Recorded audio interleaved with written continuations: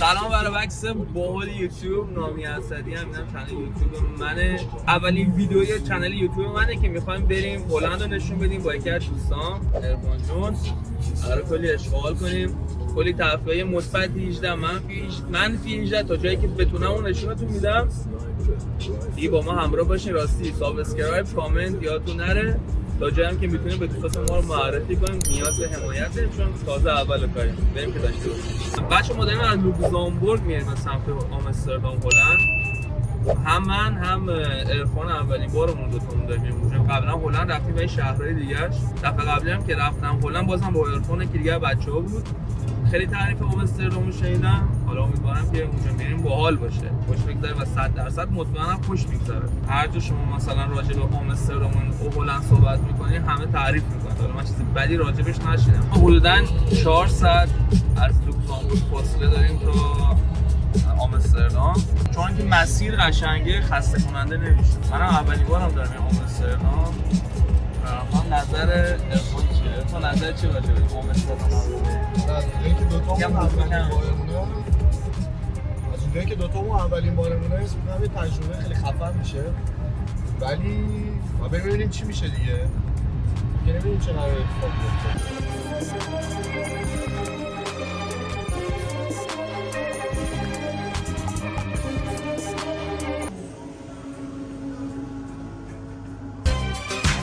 آقاشون تو جون کنیه چنده بابا؟ قفله؟ اما بره 2.75 اسپاه؟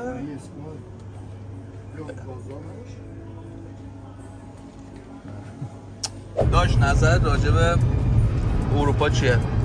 با خجالت کشه. نه واقعا اروپا بیش از حد بزرگش کردن. واقعا اصلا بچه ها خوش نمیگذاره. نه یاد اروپا. داشتم میگفتم یه کشور رد میکنی از لوکزامبورگ به بلژیک از لوکزامبورگ میخوای بری هلند رو تا یه کشور رد کنی. از ربات صلیبی پاره کردی. بخوای از لوکزامبورگ بری به هلند و یه کشور رد کنی، کشور دوست و همسایه بلژیک. که اگه راننده‌ام آقا ارفان باشه که دیگه بیشتر خوش میگذره. خیلی خوش میگذره. از زیبایی‌های جاده بهم بگو. خداییش همش شما ده. اگه ایران این هوا رو داشتیم هر روز برنامه عرقخوری بود. قبول داری؟ هر شب. ولی اینجا این اومدیم کوتاهاش میچسبه بری توش قایم شه عرق افتاد. ولی چرا اینجا اومدیم به اون شدت نیست؟ خدای دقت کردی؟ تو خیابون آموداره دیگه. آموداره دیگه. وی بومک چی زیرش؟ او لاستیک داره کن. وای سپر رفت. پشمان. تو چطور خواهی فاز تختی برم میخوای کمکش کنی؟ شاش هم میاد. برو شاشتو کن. آقا خدای این شبیه ساحلی اهواز نیست؟ به خدای ساحلی اهواز نگاه. این هم پل کابلیه. وسطش هم آب البته. حالا معلوم نیست این ور جاده. ولی به خود ساحلی اهواز.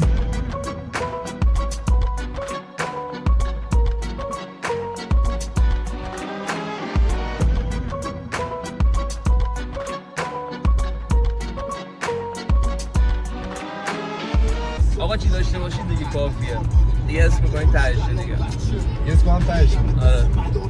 اول از همه یه خونه مثلا خوب داشته باشم که مثلا توش راضی باشم. چی میگن؟ مثلا خونه باشه که به دلخواهم باشه. بعد چی میگن؟ اینکام خوبی داشته باشم از لحاظ مالی. من درآمدم به جایی برسه که دیگه به این فکر نکنم چطوری بخوام خرجمو بدم. یعنی یه سیوی بکنم، یه درآمد خوب داشته باشم. و اینکه اوج همدم خوب. حالا نظر من اگه یه جی کلاس داشته باشم یه لامبورگینی کافی. خدای جدی میگم. داداش تو اون رو داشته باشی دیگه همه اینایی که من گفتم اون پیش داره. با همون دیگه. من خیلی خلاصه گفتم. آره خب اونجوری اگه بگی خب اینطوری میگم 10 میلیارد یورو داشته 10 میلیون یورو داشته باشم. من 100 همو گفتم. دوستم این 100 مثلا دارایی باشه. من 100 تا 10 میلیون یورو دیگه. تو دوست دخترم گفتی. من میگم آقا همدم خوبه، دختر نیست که رفیق خوبم همدم خوبه. منم سرگشته حیرانت دو. ولی لوکزامبورگ یک باگ بزرگه. زبون. این خیلی باگه به نظر من، سخته. بعد یه بدی داره که تو اگه انگلیسی عادت کنی، انگلیسی صحبت کنی، دیگه ترجیح میدی فقط انگلیسی حرف بزنی، دیگه دوست نداری به رو فرانسوی اونقدر تمرکز کنی.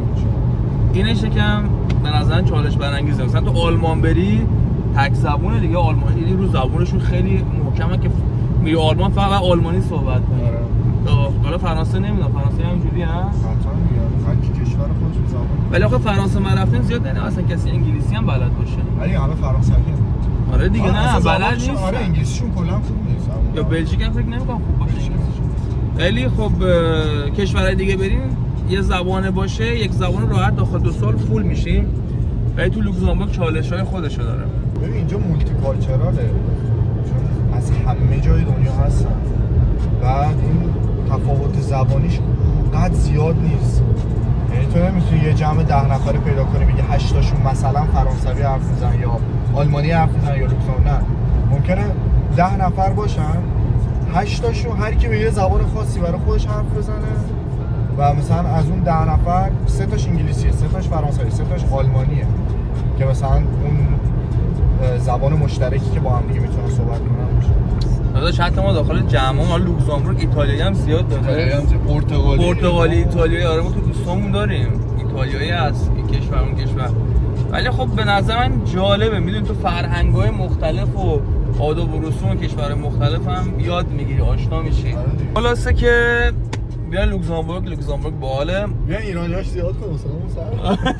آره ایرانی هم خیلی کم داره، خیلی کم که نه اونقدر نداره که جای دیگه داره. اونقدر نداره که جای دیگه داره. اجتماع شما بزرگ نیست. آره اونقدر چیز نیست، شلوغ پلوغ نیست از نظر ایرانی. بیاین که خوش میگذره. بچه‌ها بالاخره رسیدیم ورودی آمستردام بعد از حدوداً 3 ساعت و نیم رانندگی. ساختمونه باحالی داره، بزرگه و هم داره قطارتش. بریم که سمت هتل رو بهتون نشون بدن. ما رسیدیم هتل رو، بریم قسمت رسپشن. الان ادعایی بکنیم که اتاقو بگیر.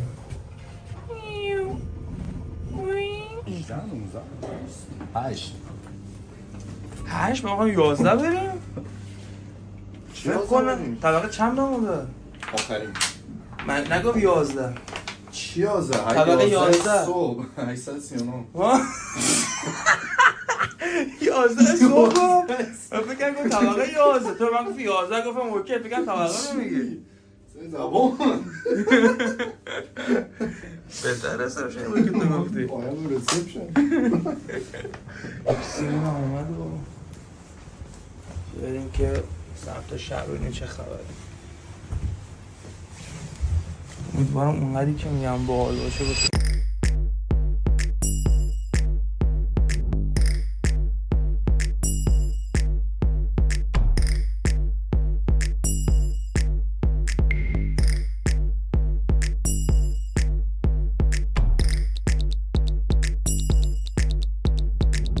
بچه بالاخره ما رسیدیم مرکز آمستردام، جایی که دیگه معروف به گنگ‌باری که صافت داریم. اون طرف که خیابون معروف داره که حالا نمیخوام بگم خیلی خوبش میاد، استریت درسته؟ این طرف درست میگم؟ هم صحبت کنی چیزی بگو. داداش تو بلاگ تو به من داداش بعد نشون بده اون طرفا رو بی زحمت. ببین چه جای باحالیه، خیلی بزرگه، خیلی هم شلوغه. خونه‌های عجیب غریب قدیمی هم داره، فضای خیلی جالب داره. آدم حال می‌کنه. در ساعت 1 شب هم هست، 1 درسته؟ و اینکه اینجا همه کافه‌های فروش گله. یه به صورت قانونی می‌فروشن اینجا، وقتی که اصلا وارد میشی بوش کاملا احساس می‌کنی. هم داره اشک می‌ریزه تو کنه. ازش می‌کنی. آره مثلا همون اینجا نه همه کافه هم. اینو گفت معروفه چیزی کجا بود؟ همینه؟ خب ما الان سمت خیابون اصلی اسمش چی بود؟ اومدم میشه صحبت کنیم دوست خوبم. خیابون اصلی اسمش رد لایت استریت. اینه؟ این یکی از مسیرهاییه که میره اونجا. نه فکر نمی‌کنم ما بتونیم برداری کنیم. تا اینجا فعلا میتونیم به خاطر اینکه وارد مسیر اصلی نشیم. دقیقا اینجا پشت همون جایی که اولش داشتیم فیلمشو میگرفتیم تا قبل از اون کافه هاست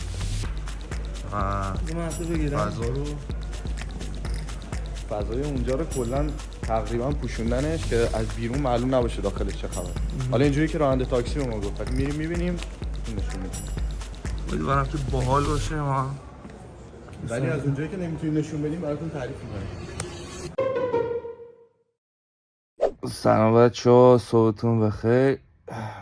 دیشب شارژ گوشیم تموم شد، نتونستم درست بقیه رو فیلم برداری کنم. تازه تو هتلیم بیدار شدیم که بزنیم بیرون ادامه‌اش رو براتون فیلم برداری کنیم. اما عرفانم بیدار شده. عرفان سلام کن. یکم دیگه بلند میشیم، دوشی بگیرم، بزنیم بیرون و ادامه مسیر رو فیلم برداری کنیم. بریم که بهتر کنیم.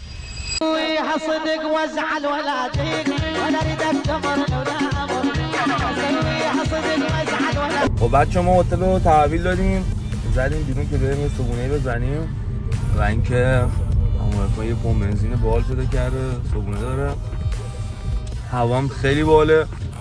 بعد از اینکه این صبحونه رو زدیم میخوام یه موزه خیلی خفن بریم، امیدوارم که باحال باشه و خوش بگذره و من بالایی فکر کنم خیلی از بخشش باید سانسور بشه. حالا تا ببینیم. 13:43 13:43 میشه یه 300. Thank you. Thank you sir.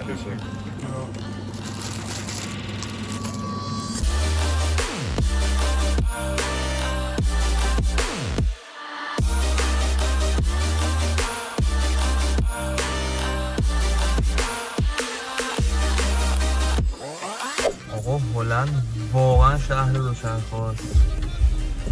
البته من البته من مونستر آلمانم رفتم، اونم به نظر تقریبا کمتر نباشه از اینم کمتر نیست. آره کلا همین اندازه است.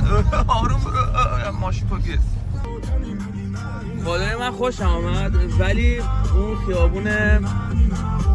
خیابون رد استریتی که میگن رد لاین استریت اونجوری که به نظر من میگن خفن نیست. از نظر من نیست. مثلا بزرگ نمایی بود راجبش خیلی دیگه. اگه بخوای از 10 امتیاز بدی چند میدی؟ من خودم 5 میدم. فقط شلوغ بود، یعنی هیچ چیز خاصی نداشت.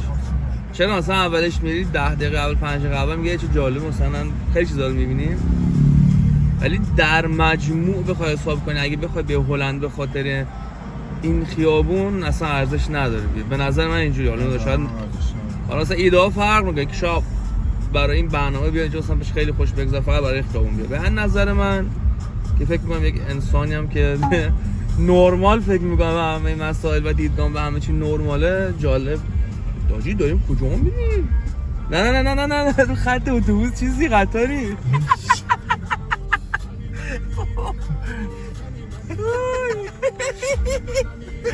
رو قطار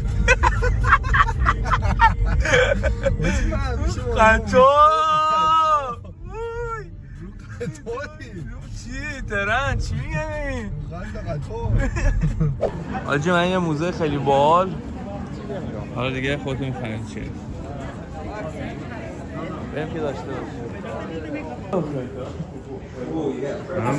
برش تو همون این روزه به آبخوری خونت باشه. باشه آب بخوریم. ماشاءالله. خب بچه ما تیکت قایق هم گرفتیم. قایق درست میگم؟ قایق گرفتیم که توری 1 ساعته کانالای آبی هلند رو داشته باشیم. چه خبره؟ ولی هیچ کی واقعا به هیچ کی کاری نداره. نه با فیلم برداریت مشکل دارن، هر چیزی دستت به چیزی بزنی کاری کنی، نه پوش. خیلی جالبه. نه ریاکشن من ازم با دوربین ندارن. تو چیزی دیگه کسی فاز برداره نه جالبیه. حتی شاید چون منطقه توریستی نرمال باشه، ولی مسافرها پیاده شدن وقتی ما سوارش خدایی واقعا زیباست. مسائل تاریخی این کانال و کشور رو داشت توضیح میداد، ولی واقعا به گرد پای تاریخ کشور ما نمیرسه. من اصلا دوست داشتم حتی گوش بدم. ایران چیز دیگه است. زنده باد ایران، پاینده باد ایران. نام جاویده و در چه چیز جالبی که مثلا راجع به تاریخ اینجا داشت میگفت. اینقدر که وقتی داری فیلم میگیری اینو میذاری روی یک. هیچ خود احمقی بیشور خر. خفه میشی؟ بگو. وقتی داشت حرف میزد به یه سری موضوعایی دقت میکنن و براشون تعجب برانگیزه که به نظرم برای ما ایرانی‌ها اصلا اهمیت نداره. یکیش این بود که مثلا روی خونه‌هاشون یا مثلا روی یه سری از بناهایی که مال حالا آمریکایی یا هر چی یه دونه مجسمه زده بودن، انقدر براشون مجسمه مثلا تعجب داشت که چجوری میشه مثلا عکس یه عقاب بزنن رو مجسمه، در صورتی که شما داخل ایران 1000 تا مثلا از این مجسمه و فلان و اینا داخل شهر و بناهای تاریخی می‌بینی ولی اصلا برات مهم نیست. اینا خیلی براشون مهم بود. این خیلی جالب بود برام. آره اتفاقا من با عرفان هم نظرم، به نظر من خیلی جالب نبود. جالب نبود. عجیب بود. می‌بینی که اینقدر براشون مهم بود. عجیب بود. عجیب بود. برای من عجیب بود که چرا مثلا چه می‌دونم یه مجسمه روی یه ساختمانی براشون مثلا چشمگیر بوده، چه میدونم فلان کانال‌ها براشون چشمگیره. مثلا ما تو ایران تو هر کوچه هر شهری چنان بناهای تاریخی داریم که اینا رو مثلا سوس بوده. اصلا اینا تو تاریخ کشور ما اصلا ما یه چیز دیگه این داداش، خدمتی که ایران داره، جایگاهی که ایران داره چیز دیگه، اینا اصلا در اون لول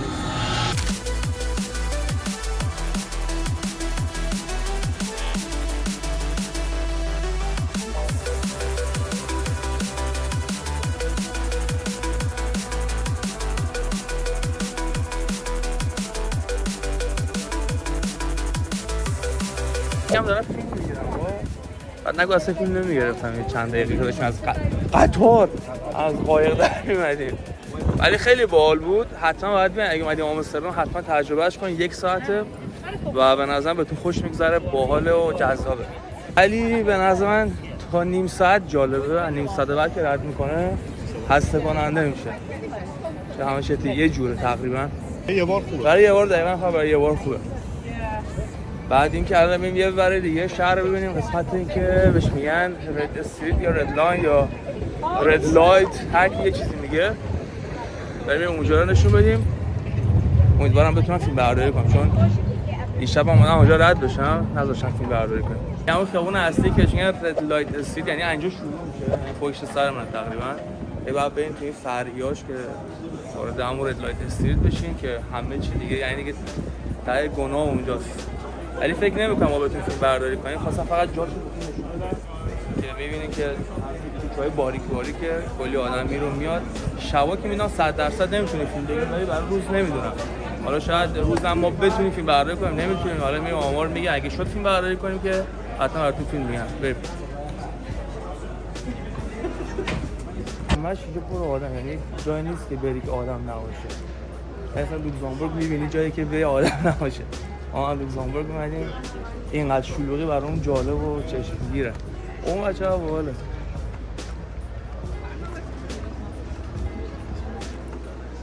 خود ما اینجا رد شدیم دیگه الان با همون کشتی از این رد شد قایق. این کافه‌هایی هم که اینجا می‌بینیم همه محروم نشستن دم درشون، اینا گل یا همون وید به قولن می‌فروشن داخل آمستردام قانونیه. اینکه می‌تونید بخری، حالا بپیچی یا پیچیده شده در سایه‌های مختلف می‌تونید بخرید. مجسمه بچه این مجسمه بادیه.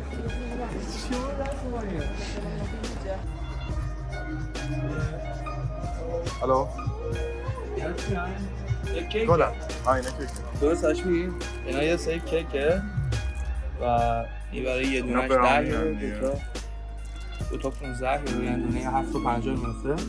دو تا برای اینا پاستیله، اینا شکلاتاشه، اینا آب نباته و دیگه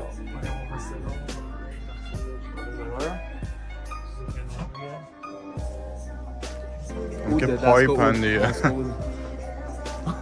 سیم. اگه بخواه از بدیه اینجا بگی چیه؟ من چی تو بگو؟ من نمیدونم. بدی هم نمیشه گفت بدی نمیشه گفت.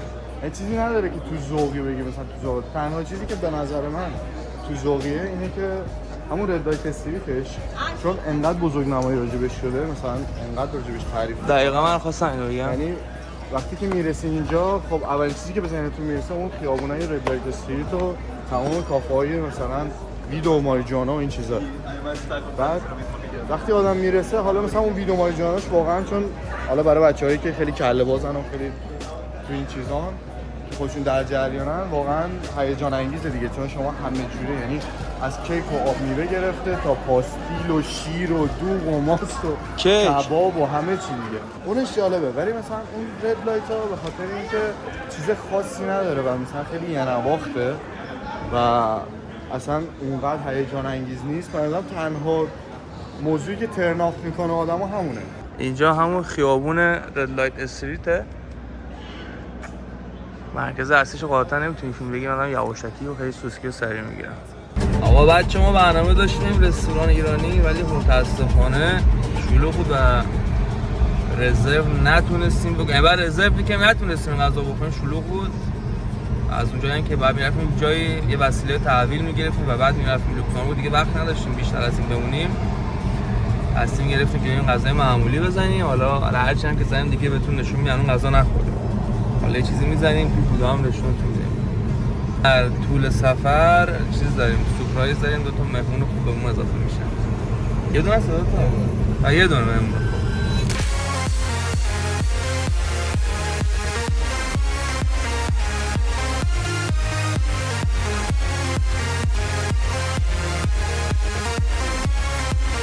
بچه ما برای غذا نتونستیم چیز کنیم آمستردام بمونیم. اومدیم بلژیک شهر اسمش چی بود؟ آنتورپ. اومدیم شهر آنتورپ یه رستوران ایرانی جای غذای بالی بزنیم. حس میکنم اروپایی یکم چیزن البته افسرده دارن شهرهاشون. قبوله رفان؟ شهر و کشورهاشون نمیدونم چرا و یه ساعتی بعد میشه میمیره همه چی. به نظر چه رفان؟ نگاه کن دوربین تو اول تمیز کن بعد فیلم بگیر. نظر تو چیه رفان؟ یکم بزنم از اول ازم. نظر تو چیه رفان؟ یه نظر چیه رفان؟ راجبه چی؟ اینکه آیا اروپایی‌ها که شهر خدای نه خارج از شوخی حالت افسردگی نداره یه جوریه می‌دونین. ببین اصلا انگار از یه تایمی به بعد خیلی همشون ریلکس میشن یهو همشون دیگه اون میرن تو خودشون همه چی آروم میشه. کباب اومد و شویده‌بازی 2 سیخ یعنی چی داره اینم دوغ اینم خودشون آوردن دیگه واقعا تحمل غذا نخوردن ندارم. آقا ما غذا رو زدیم و دیگه داریم برمیگردیم به سمت لوکزامبورگ که برسیم به خونه زندگی. یکم دیگه 2 تا مهمون اونم سوار میکنیم دیگه. قسمت‌های پایانی ویدیو خیلی خسته ایم انرژی نمونده برای من که دیگه نمونده. تو حوصله داری؟ منم که واقعا داغونم. خب پس همه جام که کنده کوری کردم. بچهای مهمونایی هم که گفتم داریم هم اینا هن. به 2 تا مهمون زیبا داریم. خب حالا شو ببرین بریم بخوابیم. بچه‌ها دیگه بالاخره سفرمون به پایان رسید. سفر یه روزمون داریم برمیگردیم به سمت لوکزامبورگ از سمت کشور بلژیک. دیگه چیزی نمونده تا برسیم. چیزی نمونده که بودن 2 ساعت دیگه مونده تا برسیم. ولی خب شما که داخل خونه چیزی احساس نمی‌کنید. اما رفت حرف چیزی نداری دیگه؟ نه کلاً سفر باحالی بود. تجربه جالب بود کلاً. هم مسیرش هم کشورش. و ما از سمت آنتورپ و بلژیک که اومدیم یه چیزی مثل هلند میمونه اونجا. یعنی زیاد تغییر احساس نمی‌کنه و اینم باحال بود. تجارت. آره جالب بود. ولی حالا اگه بخواید امتیاز بدی از 10 چند میدی؟ به این صفحه آره 8 و نیم میدم. اون دوتا اون یک امتیاز و نیمی که نمیدی برای چیه؟ یکیش به خاطر اول اینکه این قضیه رد لایت استریتش اونجوری که ما انتظار داشتیم نبود. میشه بود انتظارت چی بود؟ اون 1.5 امتیازش بیشتر به خاطر این بود که اون رد لایت رو خیلی مثلا بزرگ کرده بودن و تو تصوراتمون مثلا کلی اشغال و تفریح مثلا داشتیم اونجا، ولی خب وقت ما رو علکی گرفتی. یعنی ما یه شب کامل رو رفتیم اون سم تابیدیم، ولی مثلا چرا چیز خاصی نداشت.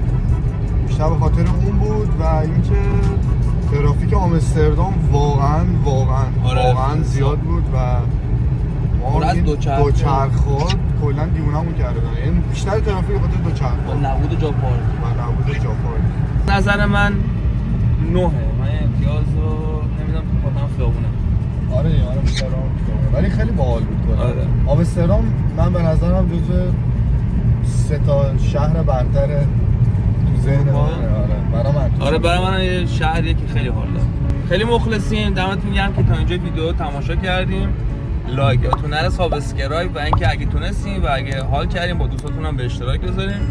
مرسی که حمایت میکنین، دوستتون دارم. دمتون گرم. تا بعد. خیلی مخلصیم.